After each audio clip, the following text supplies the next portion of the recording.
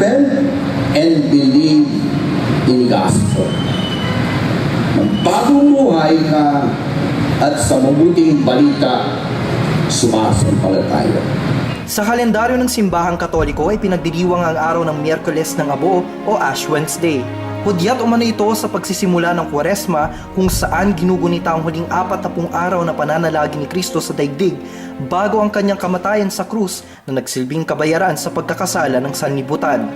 Kaya itong Kwaresma, araw ng binigyan ng simbahan para sa ating mga Katoliko na ihanda ang ating mga sarili bago yung Paschal Triduum ng Biyernes Santo, Sabado de Gloria hanggang muling pagkabuhay. Nakaugalihan na ng mga Katoliko ang pagpunta sa simbahan tuwing Miyerkules ng Abo upang makinig sa banal na misa at magpalagay ng abo sa noo na hugis krus. Ang mga abong ito ay nagmula sa mga sinunog na palaspas na ginamit sa Palm Sunday noong nakaraang taon.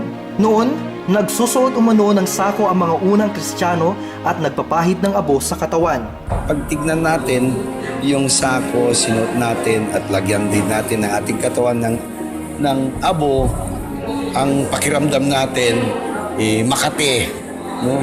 Tayo kinakati at bilang pagpapaalala sa atin na kinakati tayo sa mga masasamang ginagawa natin. Pero bakit nga ba sa noo ipinapahid ang abo? Ito'y nilalagay sa ulo ng isang taong humihingi ng pagpapatawad dahil sa kanyang pagkakasala.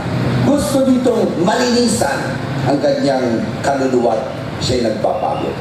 Ang mga Katolikong 18 to 59 years old ay obligadong mag-fasting tuwing Ash Wednesday at Good Friday. Exempted naman dito ang mga senior citizen at may karamdaman. Hinihikayat namang umiwas sa pagkain ng karne ng baboy, manok at baka ang mga 14 years old and above.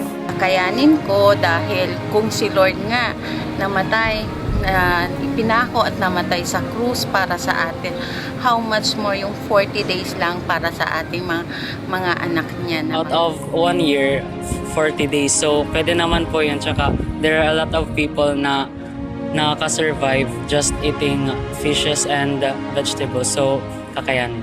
Maliban sa fasting at abstinence, ang pagdarasal, pagninilay, pagkakawang gawa at paglilingkod sa kapwa ang labis na inoobserbahan ng mga Katoliko. Sana matuto rin tayo na magpakumbaba lagi.